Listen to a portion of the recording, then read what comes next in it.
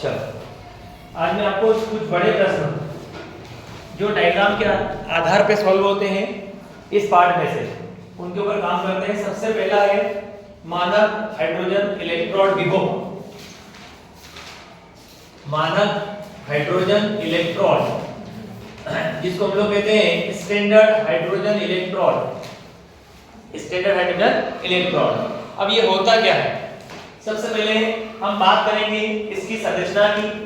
जो डायग्राम में आप देखो उसी चीज को आपको अपने शब्दों में लिखना है, तुम्हें रटने की जरूरत बिल्कुल नहीं। ठीक है, SHE स्टैंडर्ड हाइड्रोजन इलेक्ट्रोड या आप कह सकते हैं मानक हाइड्रोजन इलेक्ट्रोड।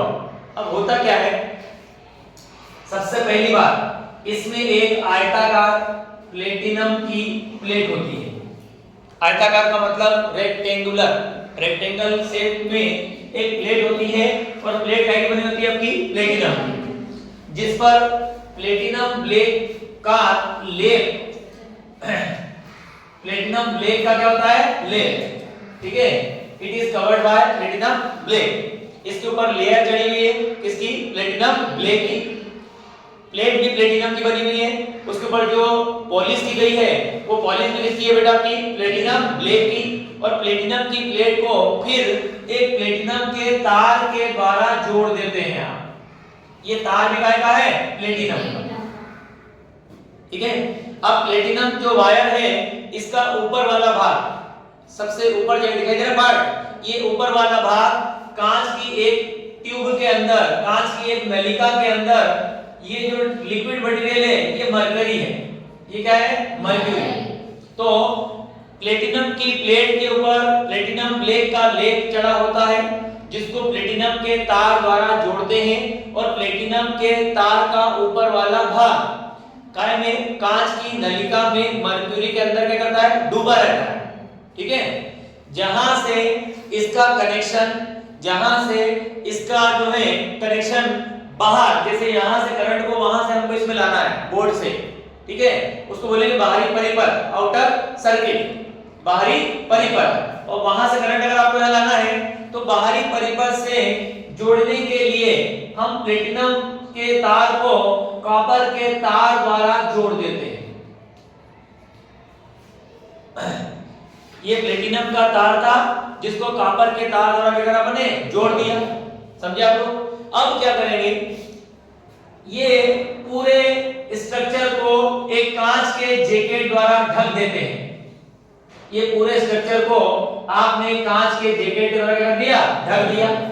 इस कांच के जैकेट में ऊपर वाले भाग में यहां पर एग्जिट ट्यूब, निकास नलिका लगी होती है तथा नीचे वाले भाग में यहां पर बहुत सारे छिद्र या होल होते हैं। ठीक है, सबसे पहले शुरुआत कहां से करेंगे, प्लेटिनम की प्लेट से, जिसके ऊपर लेप लगा होता है प्लेटिनम ब्लैक का। इसको फिर जोड़ते कैसे हैं, प्लेटिनम के तार से। और प्लेटिनम का तार डूबा क्या करता है, मरकरी में मरकरी। और वहां से उसका कनेक्शन, उसका जो संपर्क कहां ले जाना है अपने को, बाहरी परिपथ, आउटर सर्किट तक ले जाना है। तो बाहरी परिपथ से उसका कनेक्शन करने के लिए, संपर्क करने के लिए उसे जोड़ते कैसे, कॉपर के तार से। अब सामने जो स्ट्रक्चर बड़ा संरचना बनी, इस संरचना को ढक देते हैं किससे, कांच के जैकेट से। कैसे, कांच के जैकेट से, जिसके ऊपर वाले भाग में क्या होती है, निकास नलिका, और नीचे वाले भाग में क्या होते हैं, बहुत सारे छिद्र।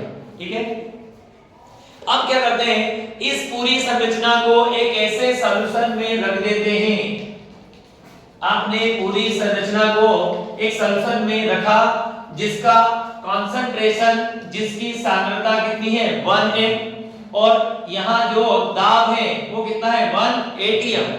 दाब कितना है, 1 atm। और जो टेम्परेचर है वो कितना है, 25 डिग्री सेल्सियस। तो 25 डिग्री तापमान पर और 1 atm दाब पर पूरी संरचना को एक ऐसे विलयन में रखा जाता है जिसका कंसंट्रेशन कितना होता है, 1 m। तो आपके सामने जो स्ट्रक्चर तैयार हुआ है इसका नाम है मानक हाइड्रोजन इलेक्ट्रोड। क्या नाम इसका, मानक hydrogen electrode, standard hydrogen electrode. ठीक है, ये चित्र को ही पूरा वर्णन करना होता है। अब इसके बारे में आप अपने शब्दों में मन से लिख सकते हो। अब कार्य विधि, चूंकि लिखना नहीं है परीक्षा में, ये काम कैसे करता है लिखने की जरूरत नहीं है, लेकिन मैं बता रहा हूं कार्य कैसे होगा। निकास नलिका के द्वारा इतने दाब पर, निकास नलिका के द्वारा एक एटीएम दाब पर शुद्ध और शुष्क, शुद्ध और शुष्क जो है हाइड्रोजन गैस को प्रवाहित किया जाता है, यहां से पास किया जाता है। निकास नलिका के द्वारा एक एटीएम दाब और जो है एक एटीएम दाब पर शुद्ध और शुष्क हाइड्रोजन गैस को यहां से प्रवाहित किया जाता है। अब ये गैस यहां से होते हुए यहां आएगी, ठीक है, जिसमें क्या होगा, गैस के कुछ मॉलिक्यूल, गैस के कुछ अणु यहां जाकर प्लेट पे जाकर के अधिशोषित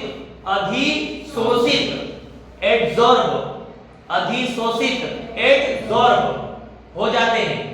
हमारी भाषा में कहें तो कुछ हाइड्रोजन के परमाणु या अणु इस प्लेट पे जाके जमा हो जाते हैं और बचे हुए अणु या मॉलिक्यूल इन छिद्रों के द्वारा कहां चले जाते हैं, सॉल्यूशन में। कहां चले जाएंगे, सॉल्यूशन में। सॉल्यूशन में जाने पर उनका हो जाता है आयोनाइजेशन। क्या हो जाता है उनका, आयोनाइजेशन, उनके आयन बन जाते हैं, ठीक है। अब सॉल्यूशन में उपस्थित आयन और प्लेट पर उपस्थित हाइड्रोजन, सॉल्यूशन में उपस्थित हाइड्रोजन के आयन और प्लेट पर उपस्थित हाइड्रोजन के मॉलिक्यूल के बीच में एक विभव, एक पोटेंशियल डेवलप होता है, एक विभव उत्पन्न होता है। इन दोनों के बीच में जो विभव उत्पन्न होगा, जो पोटेंशियल डेवलप होगा, उसे कहा जाता है मानक हाइड्रोजन इलेक्ट्रॉन पोटेंशियल, मानक हाइड्रोजन इलेक्ट्रॉन पोटेंशियल या विभव, ठीक है। और ऑब्जेक्टिव में यदि कहें SHE का मान कितना होता है तो आंसर आएगा 0 वोल्ट। मानक हाइड्रोजन इलेक्ट्रॉन विभव का मान कितना होता है, 0 वोल्ट। ये ऑब्जेक्टिव में आ सकता है। तो ये बड़ा क्वेश्चन है, चित्र के द्वारा पहले चित्र बना लेना सब लोग, उसके बाद इसको पूरा चित्र से आपको वर्णन करना है। एक बार रीडिंग कर लो, देख लो, लैंग्वेज आप समझ सकते हैं अपने इसमें से। एक बड़ा क्वेश्चन मानक हाइड्रोजन इलेक्ट्रॉन यहां सॉल्व हुआ आपका।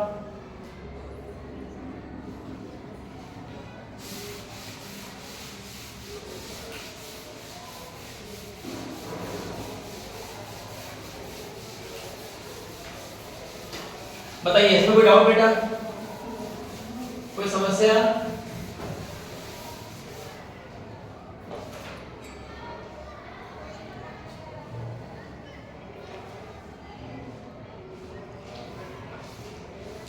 आज इसको टारगेट लो, आज आपको इसको याद कर लेना है ना। दूसरा है ड्राई सेल, शुष्क सेल। आज जो टॉपिक पढ़े चित्र के द्वारा से बताना है, चित्र अगर आता है दिमाग में तो भाषा शैली अपने आप बन जाएगी, ठीक है। सबसे पहली बात करें शुष्क सेल क्या होता है, तो हिंदी में एक प्रकार का प्राथमिक सेल है और इंग्लिश में एक प्रकार का प्राइमरी सेल है। शुष्क सेल एक प्रकार का प्राथमिक सेल या शुष्क सेल एक प्रकार का है प्राइमरी सेल, जो रेडॉक्स के सिद्धांत पर कार्य करता है। कहां काम करता है, रेडॉक्स के सिद्धांत पर। रेडॉक्स का मतलब हुआ एक ही सेल के अंदर दो कार्य होंगे। पहला कौन सा, ऑक्सीकरण, दूसरा क्या होगा, अपचयन। ऑक्सीडेशन और रिडक्शन दोनों काम क्या होंगे, इकट्ठे एक साथ होंगे। तो ये कहलाएगा बेटा आपका जो है रेडॉक्स। तो ये जो सेल है, जितने भी सेल होते हैं सभी सेल रेडॉक्स के सिद्धांत पर कार्य करते हैं। आप तो ये मान के चलो, ठीक है। अब संरचना की बात करेंगे इसकी, हम इसकी संरचना की बात करते हैं। तो जो प्राथमिक सेल या ड्राई सेल या शुष्क सेल है, इसमें एक जिंक का कंटेनर होता है, जिंक का पात्र होता है। ये जो कंटेनर मैंने बनाया, ये जो पात्र आपके सामने बनाया, ये किससे बना है बेटा, जिंक से। और यह जिंक का कंटेनर एनोड का कार्य करता है। कौन सा काम करता है, anode. It has a zinc container which acts as a anode। इसमें एक जिंक का कंटेनर होता है और जो कौन सा काम करता है, एनोड, ठीक है।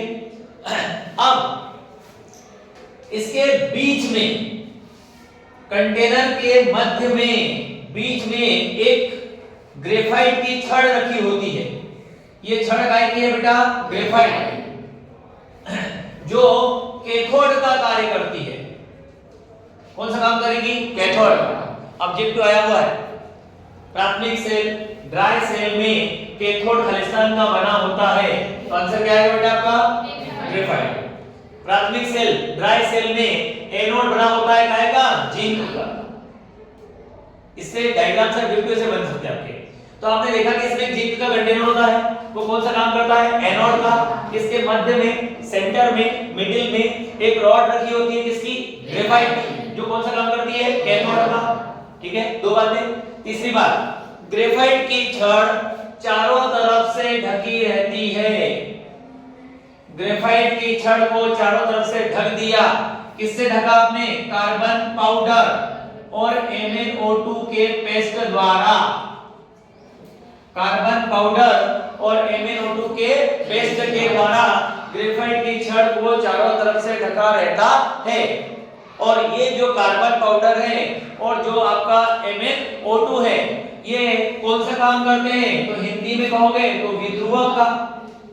कौन सा काम करते हैं? विध्रुवक। और इंग्लिश में कहोगे तो डीपोलराइजर का। कौन सा काम करते हैं? डीपोलराइजर। सबसे पहले शुरुआत करी थी मैंने जिंक के कंटेनर से, फिर बीच में मध्य में रखा ग्रेफाइट का छड़।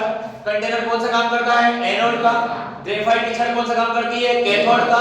चारों तरफ से ढकी हुई है किससे? कार्बन पाउडर और MnO2 के पेस्ट से, जो कौन सा काम करता है बेटा? विध्रुवक या फिर डीपोलराइजर। ठीक है, अब एनोड और कैथोड के बीच में ये स्थान खाली पड़ा हुआ है। एनोड और कैथोड के बीच में ये वाला स्थान क्या पड़ा हुआ है? खाली। तो आपने कहा एनोड और कैथोड के मध्य में, मतलब यहां पर एनोड तथा कैथोड के मध्य में, एनोड तथा कैथोड के मध्य में अमोनियम क्लोराइड और जिंक क्लोराइड का पेस्ट भरा होता है। अमोनियम क्लोराइड और जिंक क्लोराइड क्या भरा होता है? पेस्ट। और इन दोनों का जो पेस्ट है वो विद्युत अपघट्य इलेक्ट्रोलाइट का कार्य करता है। कौन सा काम करता है? विद्युत अपघट्य या इलेक्ट्रोलाइट। समझे आप लोग? तो ये डायग्राम आपके जो सामने दिख रहा है सिंपल वाला, ये है ड्राई सेल। ये क्या है बेटा आपका? Dry cell. इसको आप किताबों के अनुसार डेकोरेट कर लेना, चित्र को दोबारा बता। ये कंटेनर को आपने थोड़ा सा इस प्रकार बता दिया, डबल सेडेड। ये जिंक का कंटेनर है, जो काम कर रहा है इसका एनोड का। ठीक है, इसके बीच में ये ग्रेफाइट क्या है? छड़ है, जो कौन सा काम करती है? कैथोड का। इसके चारों तरफ क्या भरा हुआ है? पेस्ट। काय का पेस्ट भरा हुआ है? कार्बन पाउडर और MnO2 का, जो कौन सा काम करता है? विध्रुवक या डीपोलराइजर। ठीक है, एनोड और कैथोड के बीच वाला जो भाग है, इसमें क्या भरा हुआ है? अमोनियम क्लोराइड और जिंक क्लोराइड का मिक्स पेस्ट, जो कौन सा काम करता है? विद्युत अपघट्य इलेक्ट्रोलाइट। तो सामने जो डायग्राम बन गया है, इसका नाम क्या है बेटा? Dry cell. इतना आपको लिखते आ जाएगा थ्योरी में, आ जाएगा पक्का? चलिए, ये हमने शुष्क सेल आपके सामने वर्णन करा। अब घर जाके आप इसको रीडिंग करोगे, पढ़ोगे तो आपको याद हो जाएगी। मिटा दें। एनोड क्या बना हुआ है? कैथोड क्या बना हुआ है? ग्रेफाइट की छड़, है ना। और दूसरी बात, विध्रुवक के रूप में कौन आता है? कार्बन पाउडर और MnO2 का पेस्ट। ये कहानी आपकी हो गई यहां से।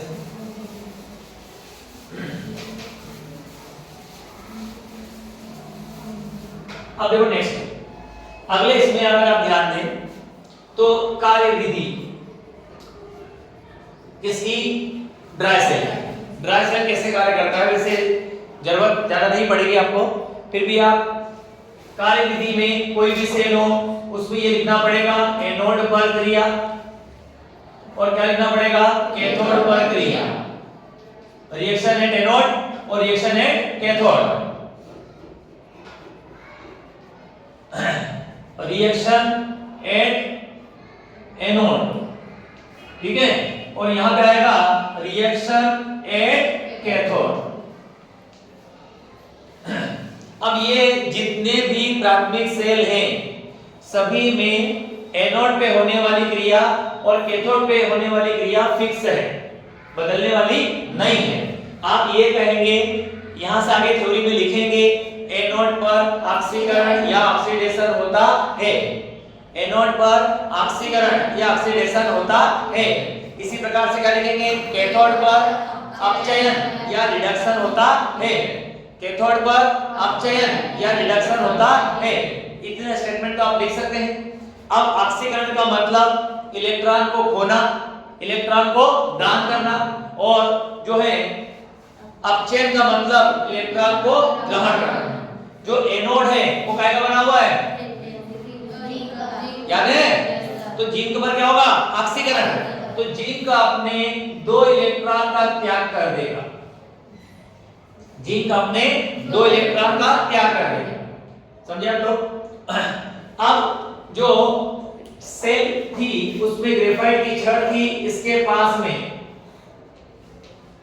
यहां पर था अमोनियम क्लोराइड। क्या था आपका, अमोनियम क्लोराइड। तो देखो बेटा, ये जो है कैथोड है आपका, जिंक जो है वो क्या आपका एनोड है, ये क्या आपका एनोड और ये क्या है कैथोड। तो ये जो NH4 प्लस है ये कहां जाएगा, कैथोड के पास। कहां जाएगा, कैथोड के पास। तो कैथोड के पास जाएगा NH4 प्लस। तो ये क्या करेगा, जो 2 इलेक्ट्रॉन का त्याग जिंक ने करा उन दोनों इलेक्ट्रॉनों को NH4 प्लस ग्रहण कर लेगा, ग्रहण करेगा तभी कहलाएगा अपचयन। और ग्रहण करने पर ये बनाएगा अमोनिया। क्या बनाएगा, अमोनिया। और साथ में बनाएगा हाइड्रोजन गैस, साथ में क्या बनाएगा, हाइड्रोजन गैस। ध्यान देना, जो विद्युत अपघट्ट में आपने NH4Cl लिया था वो NH4Cl का NH4 कहां पहुंच जाएगा, कैथोड के पास। कैथोड के पास जाएगा किसके रूप में, प्लस आयन के रूप में, जहां वो क्या करेगा, इलेक्ट्रॉनों को ग्रहण। कौन से इलेक्ट्रॉनों को, जिनका दान किसने किया था, जिंक ने, उसको इसने ग्रहण कर लिया। ग्रहण करने पर क्या बनाया, अमोनिया और हाइड्रोजन। क्या बनाया, अमोनिया और हाइड्रोजन। क्या बनाया, अमोनिया और हाइड्रोजन। अब ये दोनों चीजें इस छड़ के चारों तरफ जमा हो जाएगी बेटा। अगर ये दोनों चीजें यहाँ जमा हो जाएगी तो एनोड और कैथोड के बीच का संपर्क टूट जाएगा, दीवार का काम करें दोनों। ये दोनों यहां जमा हो गए तो दीवार वाला काम करेंगे। दीवार वाला काम करेंगे मतलब एनोड कैथोड के बीच के संपर्क को तोड़ देंगे। जब इन दोनों के बीच का संपर्क टूट जाएगा तो सेल काम करना बंद कर देगा, समझे आप लोग? तो हाइड्रोजन और अमोनिया जब ग्रेफाइट की छड़ पे जमा होते हैं तो क्रिया कहलाती है ध्रुवण। क्या नाम है उसका, ध्रुवण, मतलब पोलराइजेशन। ध्रुवण का मतलब पोलराइजेशन। तो ध्रुवण हो जाएगा। अब हमें सेल को लगातार कार्य करते रहना चाहिए हमारे। इसका मतलब है कि अगर सेल को काम में लाना है तो तुम्हें इन दोनों को हटाना पड़ेगा, इन दोनों को करना पड़ेगा, हटाना पड़ेगा। और इन दोनों को हटाने वाली क्रिया कहलाती है विध्रुवण। विध्रुवण, तो विध्रुवण कार्य होगा। कौन सा कार्य होगा आपका, विध्रुवण। उसके पहले संपूर्ण सेल अभिक्रिया, उसके पहले क्या लिखेंगे, संपूर्ण सेल अभिक्रिया, total sale reaction, total sale reaction या कंप्लीट सेल रिएक्शन। सेल के अंदर टोटल रिएक्शन कैसे होगी, तो एनोड पे रिएक्शन और कैथोड रिएक्शन क्या करो, प्लस। प्लस कैसे करना है, लेफ्ट हैंड साइड वाले को लेफ्ट हैंड साइड में और राइट हैंड वाले को राइट हैंड साइड में। अब देखो 2 इलेक्ट्रॉन लेफ्ट में भी है और 2 इलेक्ट्रॉन राइट में भी है, दोनों क्या बनेंगे, कैंसिल। अब यहां क्या बचेगा, जिंक प्लस यहां क्या बचेगा, NH4 प्लस बराबर यहां क्या बचेगा बेटा आपका, Zn2 प्लस और यहां बचेगा 2NH3 plus H2, 2NH3 plus H2। तो अमोनिया क्या करेगा, अमोनिया को तो हटा देगा जिंक, अमोनिया को हटा देगा जिंक। जिंक उस अमोनिया के साथ अभिक्रिया कर लेगा और कॉम्प्लेक्स आयन बना लेगा। क्या बना लेगा, कॉम्प्लेक्स आयन। ठीक है, कॉम्प्लेक्स आयन से बना लिया। और जो हाइड्रोजन है उस हाइड्रोजन के साथ क्रिया करेगा MnO2। कौन क्रिया करेगा? MnO2। तो हाइड्रोजन जो है वो जल के रूप में बाहर चला जाएगा। जल के रूप में कहां चला जाएगा? बाहर। तो ये विध्रुवण क्रिया हो जाएगी। कौन सी क्रिया हो जाएगी? विध्रुवण, डीपोलराइजेशन। तो ये संपूर्ण सेल अभिक्रिया ड्राई सेल लिख देना चाहिए आपको साथ में। ये दोनों रिएक्शन अगर याद कर पाए तो ठीक है, नहीं तो इसके बगैर भी काम चल जाएगा। आपको दोनों बिल्कुल शुद्ध सेल में लिख के आना ही आना। समझ में गया सभी को? बताइए कोई डाउट? ड्राई सेल का एनोड बना होता है जिंक का, ड्राई सेल का कैथोड बना होता है ग्रेफाइट का। ठीक है, ड्राई सेल में अमोनियम क्लोराइड और जिंक क्लोराइड कौन सा काम करते हैं? इलेक्ट्रोलाइट का। कौन सा काम करेंगे? इलेक्ट्रोलाइट, विद्युत अपघटन। कार्बन पाउडर और MnO2 कौन सा काम करेंगे? विध्रुवक या डीपोलराइजर का। ये बातें आपको याद रखना बेटा, विध्रुवक। ठीक है, ये तुम्हारे दो बड़े 5-5 नंबर वाले क्वेश्चन हो गए। कोलरास के नियम का एप्लीकेशन, कोलरास के नियम के अनुप्रयोग आपने याद कर लिए।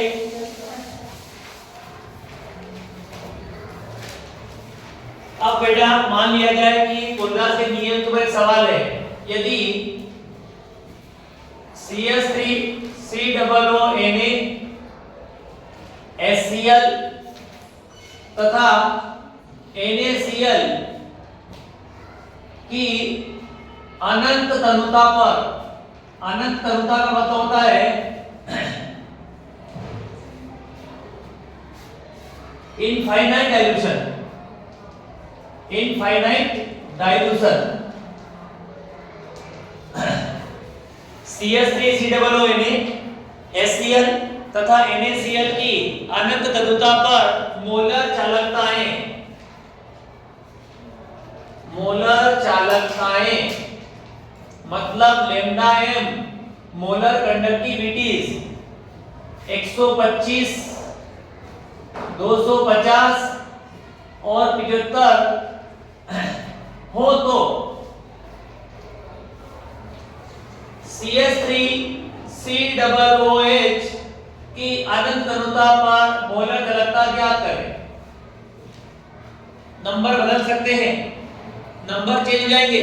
मैं जो तरीका सिखा रहा हूं आपको, हमें 1, 2 और 3 प्रकार के पदार्थों के लिए किसका मान दिया है बेटा आपने को? Lambda m। किसका मान दिया है? लैम्डा m दिया है आपने को। हम चाहते हैं कि इनकी सहायता से हम CH3 COOH के लिए लैम्डा m का मान ज्ञात कर लें। अब कैसे ज्ञात करो बेटा लैम्डा m का मान? तो लैम्डा m का मान ज्ञात करने के लिए अगर CH3 COOH के लिए निकालना है तो आप इसका पहले आयनन देखो। आयनन कैसे होगा? CH3 COO माइनस और क्या है बेटा आपका H+। ये दो आयन टूटेगा, लेकिन हमें न तो इसकी चालकता दे रखी है और न इसकी दे रखी है, तो हम इसकी डायरेक्ट तो निकाल नहीं पाएंगे। तो मैंने क्या करा, इस आयनन वाले इक्वेशन में दो चीजों को जोड़ा और दो चीजों को घटाया। दो चीजों में मैंने Na+ को जोड़ दिया और Cl- को जोड़ दिया। Na+ को और Cl- को घटाया भी किसको? Na+ को और Cl-। अब ये माइनस आयन है, ये कौन सा आयन है बेटा आपका? प्लस। ये दोनों आपस में जुड़ेंगे, दोनों जुड़ेंगे तो बन जाएगा लैम्डा इन्फिनिटी CH3 COONA हो जाएगा। इसके बाद ये प्लस है और ये क्या है? माइनस। ये दोनों भी जुड़ जाएंगे। क्यों जुड़ेंगे? क्योंकि यहाँ भी प्लस है और यहाँ भी क्या है? प्लस। तो ये प्लस लगा दिया। लैम्डा m इन्फिनिटी क्या है बेटा आपका? HCl। अब यहाँ पर माइनस है और यहाँ भी क्या है? माइनस। माइनस माइनस प्लस, लेकिन साइन तो क्या रहेगा? माइनस का। तो यहाँ पे लैम्डा m इन्फिनिटी NaCl हो जाएगा। तो क्या करेंगे? पहली 1, 2 को क्या करेंगे? जोड़ेंगे और तीसरे क्या करेंगे? घटाएंगे। तो पहले नंबर पे क्या लिखा बेटा आपका? 125, फिर क्या लिखा है? 250, फिर क्या लिखा है? 75। तो पहले दो को प्लस करके तीसरे को घटा दें। तो इसको जोड़ने के बाद में जो आएगा वो आएगा मोलर कंडक्टेंस। आया समझ में को? तो ये CH3COO नाम जल्दी ध्यान रखना आपको कि नाम ये आएंगे CH3COO फिर क्या आएगा HCl, फिर क्या आएगा NaCl। तो ये दुर्बल अम्ल है, इसके लिए मोलर सांद्रता का मान ज्ञात कर सकते हैं कोलरास का नियम का उपयोग करके। ठीक है, अब ये संख्याएं एग्जाम के अनुसार चेंज हो सकती है, लेकिन तरीका पे ये रहेगा। तुम्हारे पास क्वेश्चन बचा हुआ है जो तुम्हें याद करना है, फैराडे के दो नियम। फैराडे के दो नियम होते क्या है, पहले हिंदी में बात करते हैं। फैराडे के नियम दिए गए हैं विद्युत अपघटनी सेल के लिए। किसके लिए? विद्युत अपघटनी सेल, मतलब विद्युत अपघटन करने के लिए। विद्युत अपघटनी सेल में सेल होती क्या है? तो कोई कहता है कि इलेक्ट्रोलाइटिक सेल या विद्युत अपघटनी सेल होगी क्या? तो जो सेल क्या करे, इलेक्ट्रिकल एनर्जी को केमिकल एनर्जी में बदले, विद्युत ऊर्जा को रासायनिक ऊर्जा में परिवर्तित कर दे, उस सेल का नाम क्या होगा? विद्युत अपघटनी सेल। सेल के अंदर होने वाले विद्युत द्वारा होने वाले अपघटन को समझाने के लिए माइकल फैराडे के द्वारा कितने नियम दिए गए? दो। उसका पहला नियम कहता है किसी विद्युत अपघटनी सेल में दो प्रकार के इलेक्ट्रॉन होते हैं बेटा, एक एनोड और एक क्या होता है? कैथोड। तो किसी विद्युत अपघटनी सेल में किसी भी इलेक्ट्रोड पर जमा होने वाले पदार्थ की मात्रा, किसी इलेक्ट्रोलाइटिक सेल में इलेक्ट्रोड पे डिपॉजिट होने वाले पदार्थ की मात्रा, उसमें प्रवाहित होने वाली धारा के समानुपाती होती है। जितना करंट आप पास करोगे, करंट के क्या होता है? Directly proportional. तो धारा के समानुपाती का मतलब हो जाएगा जितना करंट आप पास करोगे उतना ही पदार्थ वहां जाके जमा होगा। ये कहलाता है फैराडे का पहला नियम। इस नियम में समानुपाती चिन्ह क्या बन जाएगा? बराबर। तो नियतांक क्या करना पड़ेगा बेटा आपको? Z इनटू क्या जाएगा? Q। Z Q हो गया। अब आपने करंट की परिभाषा पढ़ी है, इकाई समय में प्रवाहित होने वाले आवेशों की संख्या। इकाई समय में प्रवाहित होने वाले आवेशों की संख्या क्या कहलाती है? धारा। तो आवेश हो जाएंगे Q बटे जाएगा T। अब Q का मान निकालना हो तो T का इसमें क्या करें? इनटू। तो Q बराबर कर लिया बेटा I Guna T। I Guna T। अब W बराबर Z लिखा हुआ है, Z लिख दिया, Q की जगह पर लिख दिया I गुना T। तो W बराबर ZIT। W बराबर ZIT। ये फैराडे का पहला नियम।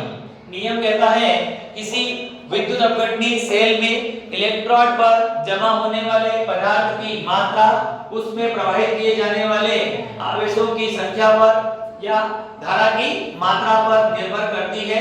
अर्थात किसी इलेक्ट्रोड पे जमा होने वाले पदार्थ की मात्रा प्रवाहित होने वाली धारा के क्या होती है? सीधे समानुपाती। ठीक है, जो जहां पर Z जो है विद्युत रासायनिक तुल्यांक है। Z क्या बेटा आपका? विद्युत रासायनिक तुल्यांक। क्या है यहाँ पर? विद्युत रासायनिक तुल्यांक।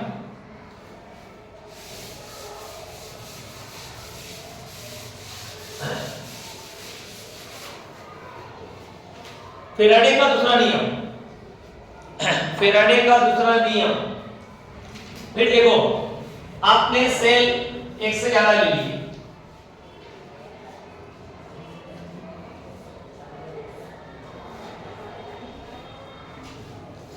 अब यहां पर जो विद्युत अपघट्य है उसका नाम A है, यहां जो है उसका नाम क्या है बेटा? B। यहां जो है उसका नाम क्या है? C। तो इस इलेक्ट्रोड में अगर पदार्थ जमा होगा वो A होगा, यहां जमा होगा तो कौन होगा? B। और यहां जमा होगा क्या होगा आपका? C।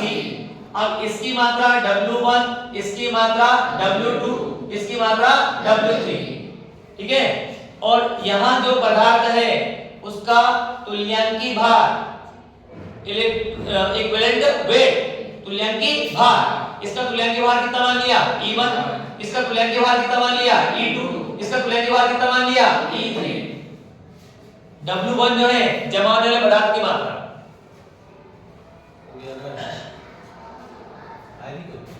एक स्टूडेंट है क्या ये ना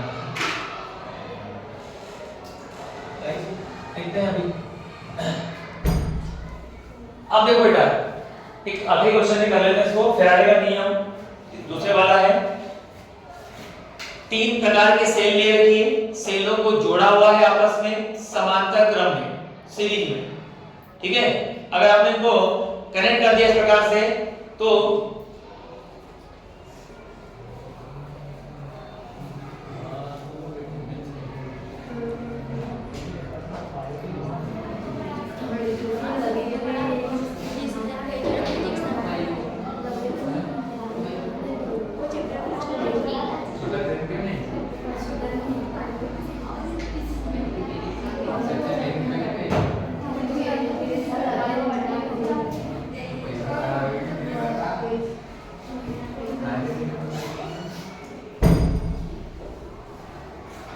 यहाँ पर सॉरी ये जो क्रम है बेटा, एक होता है आपका समांतर क्रम और एक होता है आपका श्रेणी क्रम, ठीक है। समांतर में क्या होता है, जो है जोड़ने का तरीका समांतर में कैसा रहेगा, कैसे जोड़ेंगे भैया। देखो आपने ये पढ़ा है, इसको पढ़ा है आपने प्रतिरोधों को, तो यहाँ पे मान लें माइनस है और यहाँ पे क्या है प्लस, फिर क्या आ गया माइनस, फिर क्या आ गया प्लस। तो एक का प्लस जब दूसरे के क्या जुड़ता है माइनस से, तो ये क्रम तो कहलाएगा आपका श्रेणी, सीरीज कहलाएगा। और अगर दो आपने लिए प्रतिरोध लिए, यहाँ पे माइनस है, यहाँ पे क्या माना प्लस, फिर एक नीचे लिया, यहाँ पे क्या है माइनस, यहाँ पे क्या है प्लस, माइनस को माइनस से और प्लस को प्लस से, तो ये क्या कहलाएगा बेटा आपका समांतर, ये क्या कहलाएगा समांतर। अब देखो ये मान लो मैंने माना प्लस, तो ये क्या जाएगा, फिर ये क्या जाएगा आपका, फिर क्या जाएगा ये, फिर क्या हो गया आपका प्लस, फिर क्या हो गया। तो जोड़ने का तरीका क्या है, एक के माइनस को दूसरे के प्लस से, एक के माइनस दूसरे के प्लस से। तो जब एक का माइनस दूसरे के प्लस से जुड़ता है तो कहलाता है श्रेणी या सीरीज, श्रेणी क्रम या सीरीज, समझे आप लोग। तो जब एक या एक से ज्यादा श्रेणी क्रम में जोड़ी हुई विद्युत अपघटनी सेल में एक समान धारा को एक समान समय तक प्रवाहित किया जाता है अलग अलग विलयनों में। जब एक समान शक्ति की धारा को एक समान समय तक अलग अलग जो है विलयनों में प्रवाहित किया जाता है तो प्रत्येक क्षण पर जमा होने वाले पदार्थ की मात्रा, प्रत्येक इलेक्ट्रोड के ऊपर डिपॉजिट होने वाले जो सब्सटेंस है उसकी क्वांटिटी, उसकी मात्रा। तो विलयन के अंदर अगर हम एक समान धारा को एक समान समय तक प्रवाहित करते हैं तो प्रत्येक इलेक्ट्रोड पे जमा होने वाले पदार्थ की मात्रा अपने अपने तुल्यांकी भार या अपने अपने इक्विवेलेंट मास के सीधे समानुपाती होती है। तो पदार्थ की मात्रा W1 है, समानुपाती किसके रहेगी, वो E1 की। पदार्थ की मात्रा कितनी है W2, समानुपाती किसके रहेगी E2 के।